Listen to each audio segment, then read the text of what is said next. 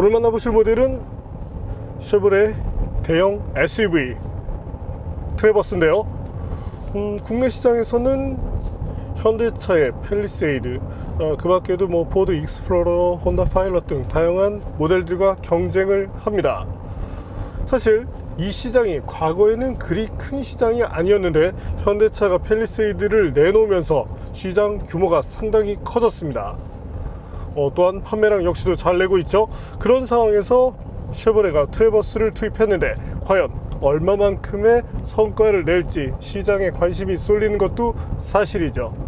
자, 그럼 쉐보레 트래버스, 사실 대형급 SUV를 만드는 측면에서는 더 원조격인 브랜드인데요. 과연 그런 원조에 걸맞는 능력을 보여주고 있는지 잠시 함께 느껴보시겠습니다.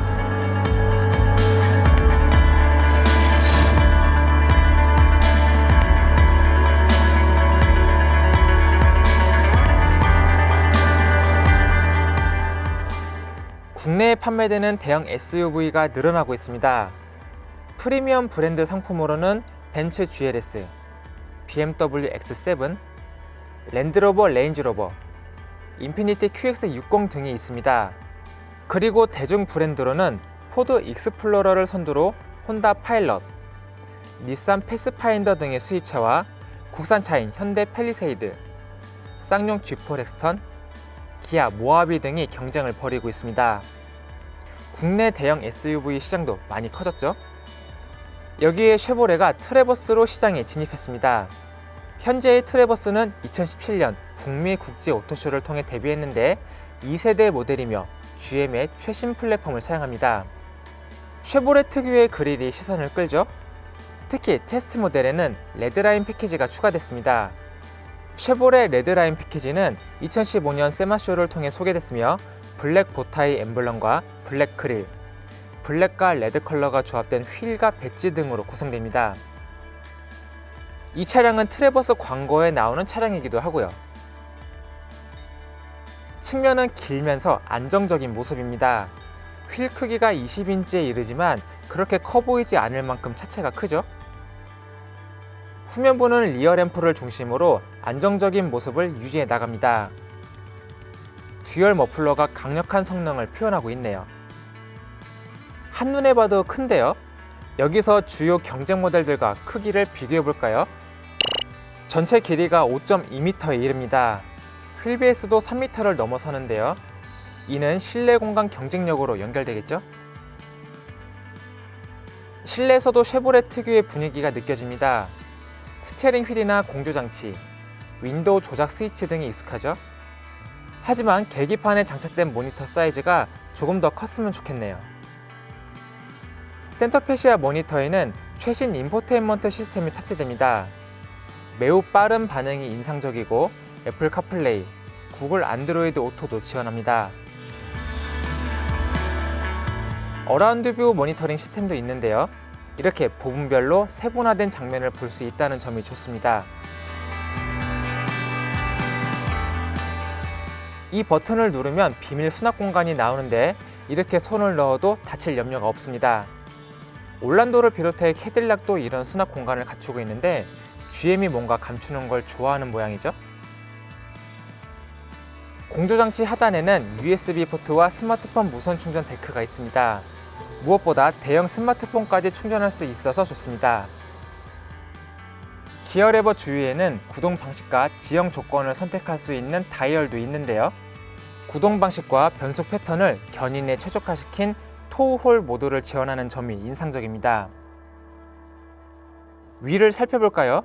리어뷰 미러에는 카메라가 촬영한 영상을 보여주는 후방 디스플레이 룸미러 기능이 추가되어 있습니다. 하지만 캐딜락처럼 메뉴 설정을 지원하지는 않네요. 두 개의 독립적인 패널로 이루어진 듀얼 패널 썬루프도 눈길을 끕니다. 천장에는 2열과 3열까지 송풍구가 마련됐고요. 공조장치는 트라이존 오토 기능을 지원하는데요. 설정 온도에 따라 열선이나 통풍 시트, 스티어링 휠의 온도 조절 기능이 자동으로 작동하는 오토 클라이밋 시스템이 탑재됐습니다. 국내 시장 선호도에 맞춰 앞좌석의 통풍과 열선 기능을 모두 달았고요. 메모리 기능도 있습니다. 2열 시트는 캡틴 시트로 불립니다.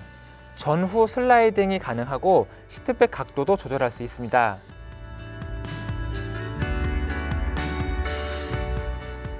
대신 시트백 각도를 더 눕힐 수 있으면 좋겠네요. USB 이외에 220V 소켓도 갖추고 있어 충전도 편합니다.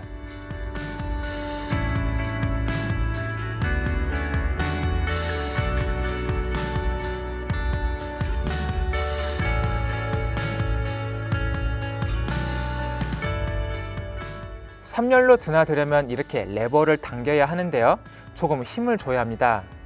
혼다 파일럿이나 현대 팰리세이드처럼 원터치 기능을 넣는 것도 좋겠네요. 3열 공간도 넉넉합니다. 성인 남성이 탑승해도 불편하지 않을 정도인데요.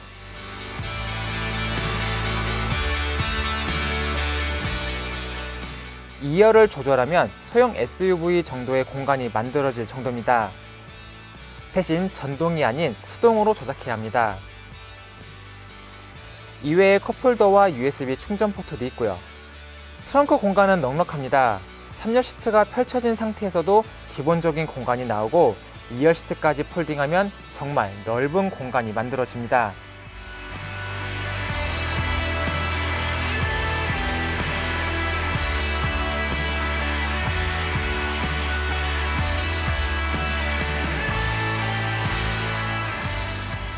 테일게이트는 전동식이며 이렇게 불빛이 있는 곳을 발로 차면 자동으로 열고 닫을 수 있습니다. 테일게이트가 열리는 각도 조절 기능도 지원하고요.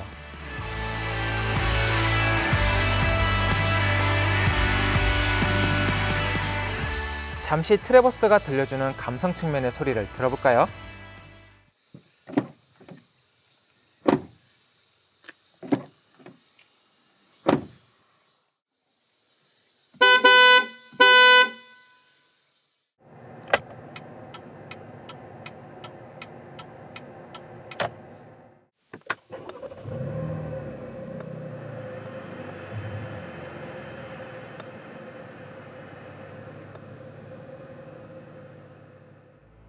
안전 장비로는 보행자까지 인식하는 전방 추돌 경고 및 긴급제동, 차선 이탈 경고 및 방지, 사각 및 후측방 경고 기능이 있습니다. 오토 하이빔도 있고요. 하지만 어댑티브 크루즈 컨트롤을 비롯해서 차로 중앙 유지 기능이 빠진 점은 아쉽네요. 대신 에어백 부분을 주목할 필요가 있습니다. 1열 센터 에어백이 탑재됐는데 측면 충돌 사고가 발생하면 운전자와 동승자 사이에 에어백이 펼쳐지면서 직접적인 2차 충돌을 방지해주는 안전 사양입니다. 사운드 시스템은 보스에 10개 스피커가 장착됐습니다. 큰 차체에 맞춰 음향이 중앙 위치에 맞춰진 느낌이라 혼자 운행하거나 앞좌석에만 승객이 탑승한 경우는 밸런스를 조금 뒤쪽에 설정하는 것이 좋겠습니다. 포드와 GM은 대형 SUV와 픽업 트럭을 잘 만들기로 알려졌는데요. 트래버스가 국내 시장에서 얼마나 어필할 수 있을지 확인해 보겠습니다.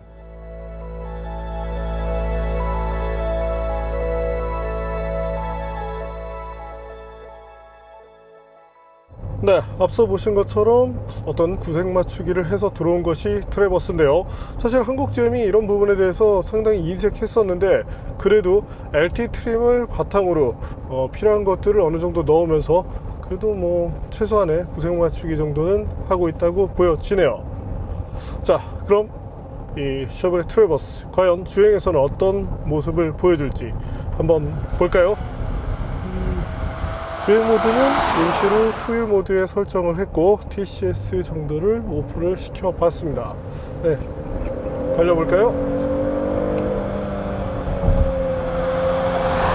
현재는 이 변속기를 L 모드, 매뉴얼로 놓고 이제 통제를 하고 있는데 엔진의 회전수가 생각보다 많이 올라갑니다.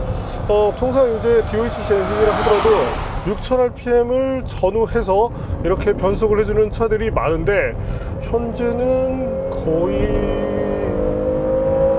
6000 중반을 넘어서서 조금 더 우주를 해볼까요? 대략적으로 한 7,200rpm까지 이렇게 뻗어나가는 모습을 볼 수 있네요. 이때 중요한 것이 뭐 RPM만 올라가는 것보다는 이 마력을 잘 살려내는 것이 중요한데, 다행히도 트래버스는 출력을 제법 잘 살려주고 있습니다. 네, 7000rpm 때까지 이렇게 계속적으로 회전수가 나온다는 점이 상당히 재미가 있는데요. 네, 이 엔진은 V6를 기반으로 배기량 3.6L. 사실 이제 GM에서 상당히 많이 쓰였던 그런 엔진인데 조금씩 보완을 해가면서 상당히 이제 뭐 긴 수명을 그렇게 유지를 하고 있습니다. 뭐 국내에 소개됐었던 과거 이제 쉐보레 까마로 같은 경우도 이 엔진을 탑재를 했었죠. 또한 저희 팀이 소개해드렸던 캐딜락의 XT5도 같은 V6 엔진을 씁니다. 하지만 조금씩 차이가 있다는 점이 특징인데, 이 XT5에 들어갔었던 엔진의 제원을 잠시 볼까요? 네, 출력은 현재 트래버스와 같습니다. 314마력. 하지만 최대 토크가 37.4kgm/m로 약간 높죠. 이번에는 트래버스의 것을 볼까요? 수치적으로는 트래버스의 토크가 조금 낮습니다. 하지만 여기서 특징이 있는데, 네, 맞습니다. 가장 중요시될 부분, 저속 토크를 강화한 것이 트래버스의 특징인데요.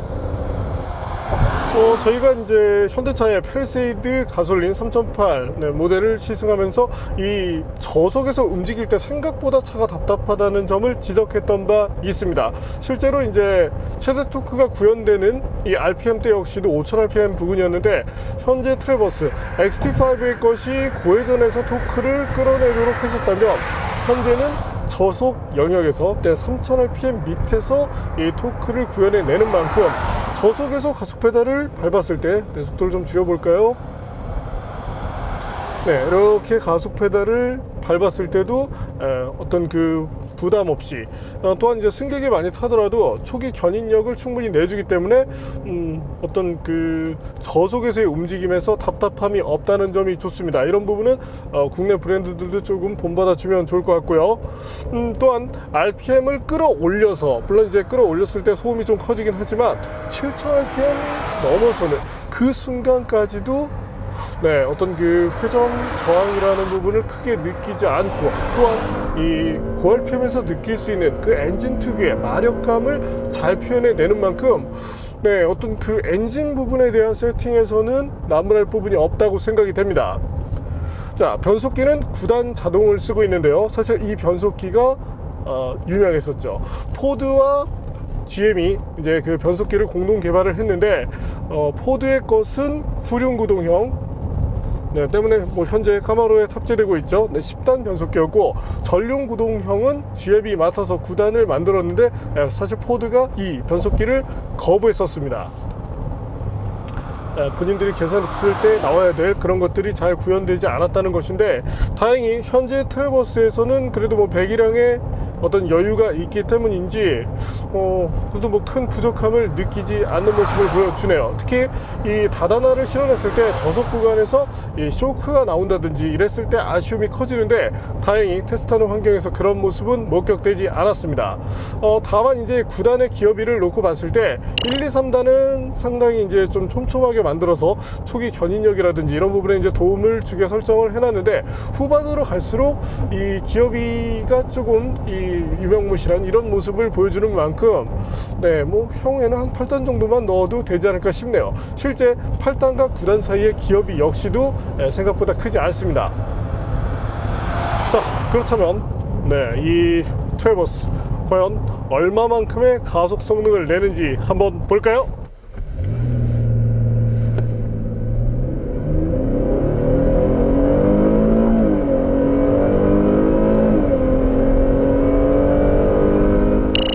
저희가 테스트한 결과 7.82초 정도를 보여주고 있는데요. 이 정도의 성능이라면 현대차의 팰리세이드와 거의 유사한 성능으로 비춰집니다. 그럼 한번 두 차의 것을 비교해 볼까요? 어떤 수치적인 면에서 분명히 팰리세이드가 앞서는 모습을 보여주고 있죠. 하지만 그 차이가 0.04초에 불과하기 때문에 사실 이 정도라면 거의 뭐 오차 범위 안에 있는 그런 숫자 정도로 보면 될 것 같습니다. 실제로 저희가 테스트를 한 번 하는 것이 아니라 이제 여러 번 하게 되는데, 그 평균적인 숫자를 놓고 봤을 때 두 차량 간의 차이는 사실 없다고 볼 정도였고요. 다만 이제 팰리세이드는 한겨울에 테스트가 돼서 정말 미미하게 좀 유리한 그런 조건을 갖췄고, 현재 모델은 그래도 좀 온도가 뭐 한 20몇 도 정도가 유지되고 있으니까 그런 측면에서 약간 불리함이 있지만, 사실 뭐 이것도 따지고 들 사항은 아니기 때문에 두 모델 모두 유사한 정도의 성능을 갖는다고 보면 될 것 같습니다. 그래도 어떤 그 제조사가 발표한 스펙으로 놓고 본다면 100이랑에서 대략적으로 한 200cc가량 차이가 나는 만큼 효율성 면에서는 트래버스가 그래도 뭐 미미하게 낫다고 얘기를 드릴 수 있겠습니다. 순수 효율로 따지자면 한번 다시 볼까요? 파일럿이 상당히 빠르긴 하네요. 100이랑도 작은데 말이죠. 다시 한번 가속을 해볼까요? 현재처럼 계속적으로 달려나가고 있을 때 어떤 이 힘을 바탕으로 해서 최고 속도를 넘나드는 것 역시도 어렵지 않습니다. 대략적으로 이제 최고 속도는 218km 정도로 되어 있는데요. 디지털 미터상으로 그렇게 되어 있는데, 고속에서의 안정감도 상당히 무난한 편이었습니다. 자, 트래버스 한 가지 특징이 있다면, 그 다른 사륜구동 시스템, 뭐 전륜구동 기반의 사륜구동 시스템이 들어갔을 때 대부분 탄력적으로 구동 배분을 해줍니다. 뭐 팰리세이드도 그렇죠. 반면 현재의 것은 현재 제가 지금 투휠 모드로 주행을 한다고 말씀을 드렸죠. 여기서 다이얼을 돌려서 4휠 모드로 갈 수도 있고, 그 밖에도 오프로드를 비롯해서 필요한 모드를 사용할 수 있습니다. 물론 랜드로버의 터레인 리스폰스 시스템처럼 아주 많은 그런 옵션을 제공해 주지 않지만, 그래도 일상에서 만날 수 있는 다양한 조건들을 두루 수용해 주는 만큼 뭐 이런 부분에 대해서는 그래도 어느 정도 잘하는 모습을 보여주고 있다, 이렇게 말씀을 드릴 수 있겠네요. 참고로 아무래도 이제 배기량이 좀 있고 300마력을 넘어가는 엔진을 탑재하다 보니까 투휠 모드에서 가스 페달을 현재처럼 밟으면 이때는 토크 스티어가 느껴집니다. 고속으로 계속 도약할 때는 약간의 이 불안감이 느껴질 수 있는데, 이런 상황에서는 4휠 모드를 놓게 되면 그래도 안정적인 느낌이 커지는 만큼 고속 주행이라든지 어떤 그 노면 조건이 좋지 않을 때는 4휠 모드를 적극 사용하시는 것도 좋겠네요. 참고로 주행 연비를 저희가 테스트한 결과 고속도로를 크루징하고 있을 때 이때는 리터당 12.5km를 갈 수 있는 것으로 나타났는데요. 이 정도라면 그래도 대형급 치고는 크게 떨어지지 않는 수준이라고 할 수 있게 됩니다. 뭐 최대는 한 리터당 13까지 나왔었고, 가속 페달만 가지고 이제 온오프를 계속적으로 하면서 움직일 때 이때도 대략적으로 한 11.5km 정도를 유지하는 만큼 뭐 사실 미국 브랜드들이 고속주행 크루징 이때 연비를 뽑아내는 능력이 좋긴 한데, 뭐 개인적으로 약간 더 욕심이 나긴 하지만 그래도 경쟁 모델들과 비춰서 바라본다면 어느 정도 조금 우위에 서는 그런 정도의 수준이라고 얘기를 드릴 수 있겠습니다. 자, 그리고 기존 이 쉐보레 모델, 어떤 GM 모델이라고 했을 때 핸들링을 비롯해서 약간은 날카로운 그런 점들이 매력이었죠. 하지만 최근 모델들은 조금 컴포트한 그런 모습을 지향해 나가고 있습니다. 말리부 역시도 그런 모습이죠. 현재 트래버스도 서스펜션이 조금은 부드럽게 세팅되어 있습니다. 거기에 타이어 편평비를 보더라도 55 시리즈를 쓰고 있죠. 때문에 어느 정도 안락한 느낌을 받게 되는데요. 차체 쪽에서 쇼크를 잡아주는 그런 능력에서도 충분한 모습을 보여주고 있고, 여기에 서스펜션 자체가 상당히 탄력적인 대응 능력을 보여줍니다. 물론 주행 측면, 특히 핸들링에서의 날카로움으로 본다면 약간은 잃고 들어가는 것들이 있지만 이 차의 본분 자체가 뭐 끝내주게 달리기 위한 그런 차는 아니기 때문에 이 승차감 측면으로 접근을 하는 그런 소비자분들께는 충분한 만족감을 드릴 수 있을 것으로 예상이 됩니다.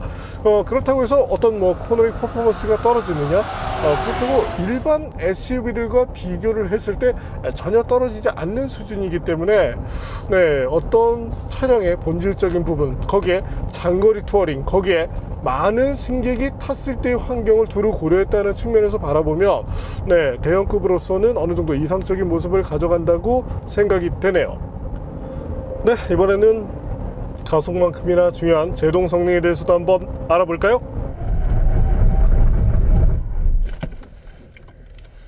네, 저희가 테스트한 결과 39m 초중반을 마크하는 것으로 나타났습니다. 뭐 경쟁 모델들과 비교를 하더라도 조금은 나은 그런 모습인데 저희가 이전에 테스트했었던 팰리세이드 이 최단거리, 그러니까 단발적으로는 38m대를 냈지만 최종적으로 가서는 한 4m, 5m 늘어나서 아쉬움을 보였던 바 있는데요. 반면 현재 트래버스는 39m대를 계속적으로 보여주고 있습니다. 어떤 그 제동 편차라는 것이 대략 저희가 이제 1.5m 이내로 들어가면 상당히 좋은 것으로 판단을 하고 한 2m 정도로 이렇게 거리가 나오면 보편적인 수준 그 이상으로 벌어지게 되면 이제 크게 떨어진다고 얘기를 하는데, 현재는 그래도 지속적으로 이 40m대 미만을 보여주는 만큼 제동 시스템에 대한 신뢰도는 충분하다, 이렇게 말씀드릴 수 있겠습니다. 거기에 현재 차의 이제 마일리지가 그렇게 많지 않은 상황인데요. 대략적으로 이제 저희가 타고 이제 주행을 했음에도 불구하고 이 주행거리가 한 1200km 내외인데, 이 정도의 상황에서 이 정도의 성능을 내는 것을 감안하면 향후에 어떤 그 길들이기가 본격적으로 끝나면 조금 더 나은 그런 성능을 보일 가능성도 있습니다. 물론 안 나올 수도 있고요. 차량의 거동 특성은 뭐 사실 뚜렷한 언더스티어를 보여줍니다. 어쨌든 이 앞쪽에 엔진을 싣고 있고 대형 차체를 갖고 있지만 기본적인 특성 자체가 뭐 다른 모델 대비 크게 달라지진 않았는데요. 그래도 타이어의 성능이 의외로 좀 잘 나와졌기 때문에 저희가 예상했었던, 사실 뭐 타이어를 딱 보게 되면 대략적으로 저희도 이제 예상하는 바가 있고 거기서 크게 엇나가는 경우는 없는데, 현재 모델 옆에 보시는 것처럼 에코 모드라고 표기가 되어 있습니다. 이 경우가 되면 이 마른路面에서의 성능이 어느 정도 떨어질 것이다 라고 예상을 하게 되죠. 특히 타이어 패턴을 보면 더더욱 그런데요. 하지만 생각보다는 나은 성능을 보여준 만큼 어떤 그 올라운드 플레이어로서 충분히 뭐 좋은 성능을 보여주는 그런 타이어로 분류를 할 수 있겠습니다. 상당히 의외인데요. 쉐보레 트래버스 팰리세이드와 비교를 한다면 아무래도 이제 국내 시장에서 비교가 많이 될 텐데 뚜렷하게 장단점이 나뉜다고 생각이 됩니다. 자, 현대 팰리세이드의 약점, 저속에서 가다서다 할 때 이때 생각보다 답답하다는 약점을 갖고 있죠. 반면 현재의 트래버스는 저속에서도 상당히 편안한 주행을 할 수 있고 RPM을 끌어올렸을 때도 상당히 시원스러운 그런 배기음을 토해내면서 부담없이 잘 달려나갑니다. 하지만 편의 장비 쪽으로 놓고 본다면 약간은 부족한 점들이 눈에 띄는데요. 팰리세이드 국산차답게 상당히 다양한 장비를 갖고 있습니다. 하지만 실제 운전에서 필요한 그런 조건들을 놓고 본다면 이 트래버스 어댑티브 크루즈 컨트롤 부재가 가장 좀 아쉬움으로 다가오는데요. 물론 뭐 통풍 시트를 비롯해서 뒷좌석도 어떤 그 컨트롤 하는데 문제 없고, 공조장치 시스템도 상당히 잘 되어 있고 실제 온도를 구현하는 측면에서도 좋은 모습을 보여주는데, 운전 환경에서 어댑티브 크루즈 컨트롤이 빠져 있다는 점은 분명한 아쉬움으로 지적이 되네요. 향후에 이것만 사실 넣어주더라도 다른 부분에서 부족함이 크지 않은 만큼 어떤 차와 맞붙어도 경쟁을 할 수 있는데, 특히나 편의 정비에 민감한 그런 국내 시장을 감안했을 때 한국 GM이 이런 부분에 대해서도 오더를 할 필요가 있겠네요. 그래도 뭐 내비게이션이라든지 이런 부분은 상당히 잘했고요. 자, 또 하나 팰리세이드에서 아쉬움으로 지적이 됐던 부분은 바로 승차감이었는데요. 사실 운전석에서 운전하는 입장에서는 팰리세이드가 약간 더 낫습니다. 조금 단단한 서스펜션을 비롯해서 운전을 할 때 차량의 어떤 그 거동 다루는 측면에서는 팰리세이드 쪽이 조금 더 재미가 있는데요. 하지만 뒷좌석 환경으로 놓고 본다면 얘기가 극과 극으로 변합니다. 자, 우선 정숙성부터 한번 볼까요? 트래버스 상당히 좋은 수준의 정숙성을 보여주고 있는데, 특히 2열에서의 정숙성이 다른 차도 그렇지만 유독 좋습니다. 거기에 주행 상황에서도 상당히 좋은 모습을 보여주고 있죠. 자, 그럼 경쟁차인 팰리세이드 것과 한번 비교를 해볼까요? 팰리세이드 역시도 상당히 좋은 모습을 보였지만 정숙성에서는 트래버스가 더 나은 모습을 보여줍니다. 거기에 2열 시트의 편안함도 상당히 좋은데요. 아무래도 이제 독립식으로 되어 있다 보니까 앞뒤로 오갈 때도 조금 편하고, 다만 이제 시트백 각도가 저는 사실 완전히 눕혀지길 바랬는데 그것이 조금 제한적이라는 점이 아쉽긴 했지만, 어떤 승차감 측면에서 놓고 봤을 때 시트의 쿠션을 비롯해서 서스펜션이 구현하는 그런 승차감이 뛰어난 만큼 그 점은 트래버스의 명확한 장점이 될 수 있겠습니다. 제가 팰리세이드 디젤을 할 때 조금 이기적인 아빠들이 팰리세이드를 살 것이다. 왜냐면 2열 3열의 승차감이 생각보다 많이 좋지 않거든요. 반면 현재 모델은 그 부분을 구현해 놨기 때문에 운전석에서의 만족감을 찾고자 한다면 팰리세이드, 가족과 함께 장거리 투어를 했을 때 내 가족 모두 편안한 그런 환경을 구현하고 싶다면 트래버스 쪽이 조금 더 나은 선택이 될 수 있겠네요. 그래도 이번에는 이 스마트폰 무선 충전 포트도 제법 크게 만들어 놔서 제가 사용하고 있는 이 갤럭시 노트도 그냥 한 방에 꽂히네요. 상당히 의외죠. 확실히 승차감 구현이라든지 대형차에서 필요로 한 요소들, 저속 토크의 활성화, 이런 점들을 놓고 본다면 확실히 나은 모습을 보여줍니다. 3열 역시도 상당한 경쟁력을 갖고 있는데, 자, 그렇다면 이 GM 역시도 사실 큰 SUV들, 다양한 SUV들을 많이 만들었는데, 이번에 김선우 기자가 그에 대한 얘기를 한번 해준다고 하네요.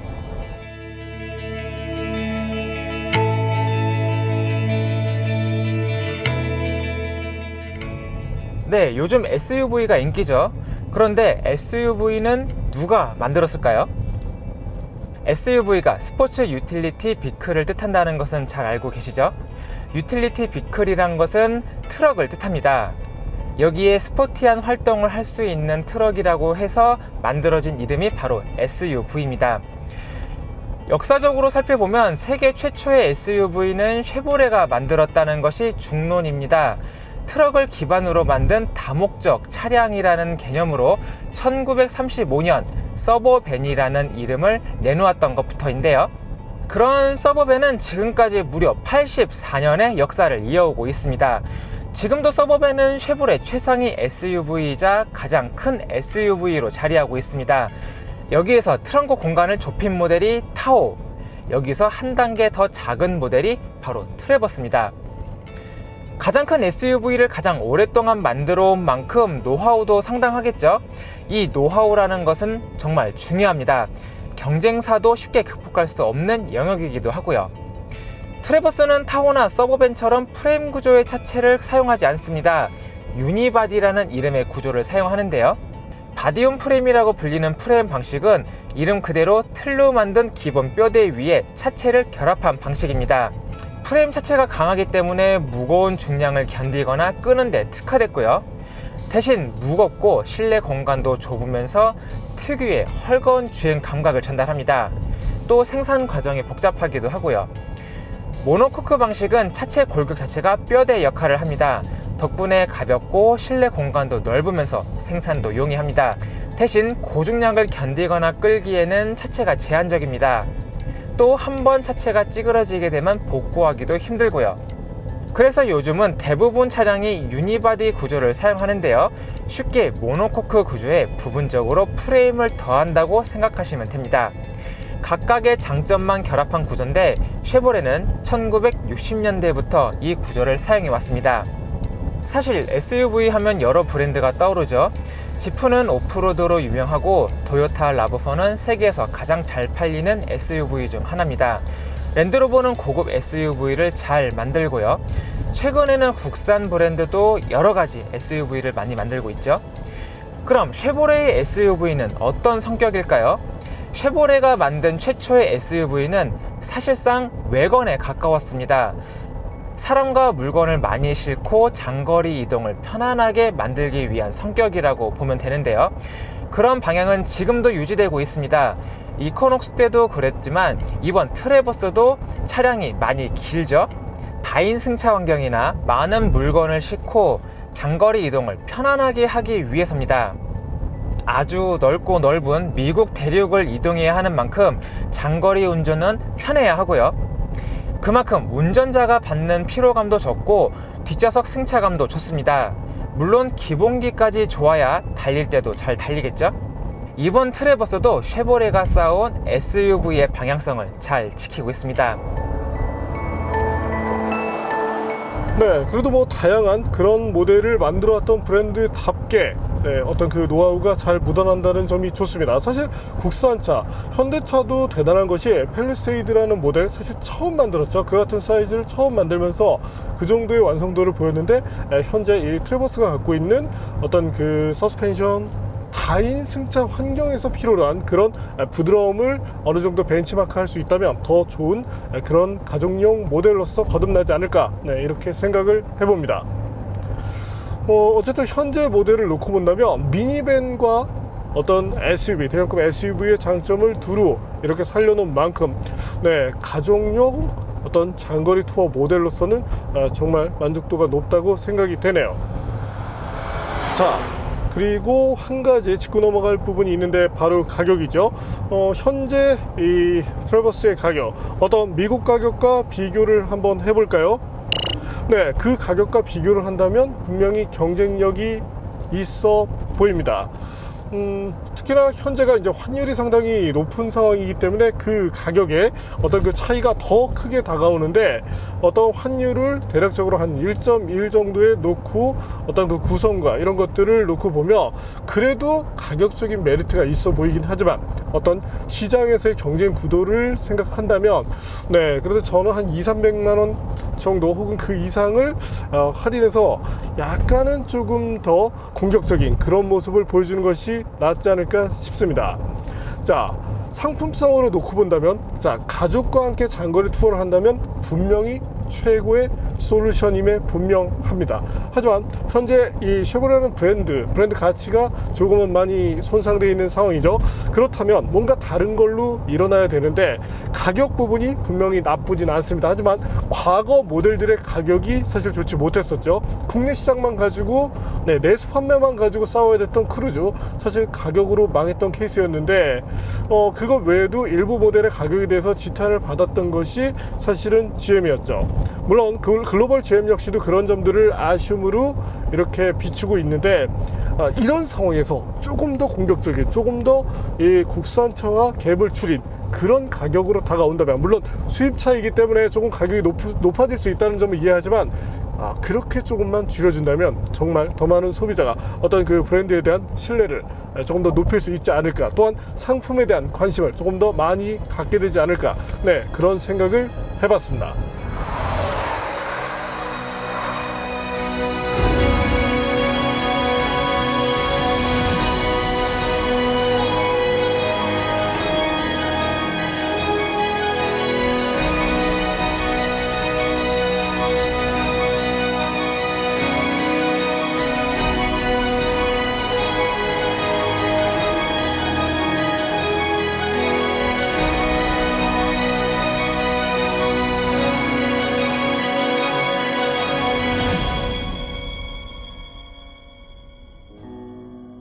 오늘 만난 쉐보레 트래버스, 한 가지는 분명하네요.